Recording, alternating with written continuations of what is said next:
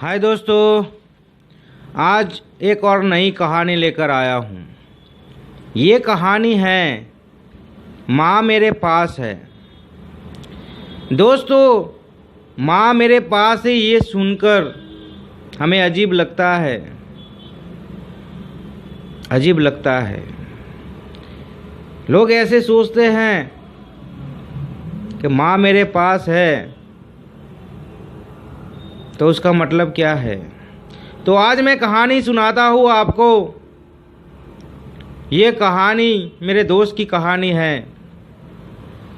आज मैं शॉप पर बैठा था, मेरा दोस्त आया, बहुत खुश था, वो बहुत खुश था। तब मैंने कहा, दोस्त बहुत खुश है आज? कि हाँ, मैं बहुत खुश हूँ। मैं दुनिया का सबसे बड़ा खुशनसीब इंसान हूँ। तब मैं भी चौंक गया।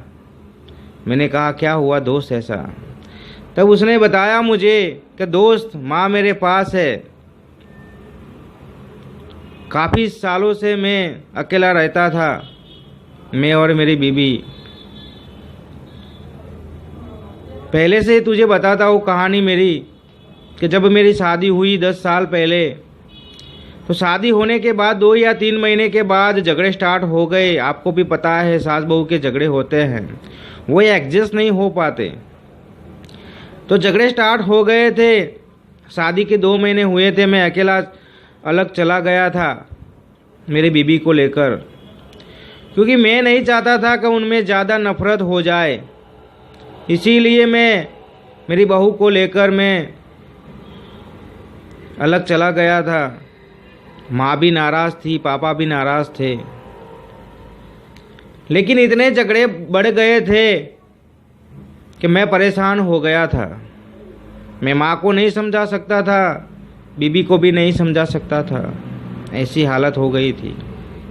माँ को कुछ कहने जाता था तो माँ डांटती थी, बीबी को कुछ समझाने जाता था तो वो भी कुछ कह देती थी। परेशान हो गया था दोस्त। इसीलिए मैं अलग चला गया। माँ मेरे घर आती नहीं थी। 10 साल हो गए। ये 10 साल मैंने कैसे बिताए हैं वो मैं ही जानता हूँ। 10 साल मैंने कैसे बिताए मैं ही जानता हूँ। मैं अलग तो चला गया, मैं खुश नहीं रह पाता था, क्योंकि मैं जॉइंट फैमिली में रहता था। माँ थी, पापा थे, भाई थे, सब लोग थे। और जब मैं अकेला चला गया रहने के लिए, खुश रहने की बहुत कोशिश करता था दोस्त, लेकिन खुश नहीं रह पाता था। अपने काम पर जाता था तो हर रोज़ यही सोचता था कि क्या शादी कर कर मैंने कोई गलती कर दी है? मैंने शादी क्यों की है? मैं अपनों से दूर हो गया हूँ। घर जाता था, उदास रहता था। बीबी कहती थी, क्यों उदास हो? काम नहीं हुआ? काम होता था। लेकिन जब माँ बाप को नहीं देखता था, भाई को नहीं देखता था, बहन को नहीं देखता था, तो अच्छा नहीं लगता था। घर सुना सुना लगता था। ऐसे ही करते करते करते 10 साल हो गए दोस्त। माँ को हर रोज़ कॉल करता था, पापा को करता था, लेकिन वो मुझे अच्छी तरह से बात नहीं करते थे, क्योंकि वो नाराज़ थे। वो नाराज़ थे। मैंने टाइम कैसे बिताया मैं ही जानता हूँ। मैं रात को सोचता था कि मैं क्या करूँ माँ बाप को मना पाऊँ। मैं ऐसा क्या करूँ कि माँ बाप मेरे पास आए। मैं ऐसा क्या करूँ कि मैं उनके पास रह सकूँ। तो 10 साल के बाद ऐसा चमत्कार हुआ दोस्त, ऐसा चमत्कार हुआ कि आज माँ मेरे पास है। आज माँ मेरे पास है और मैं बहुत खुश हूँ। मैं इस दुनिया का बहुत खुशनसीब इंसान हूँ कि आज माँ मेरे पास है।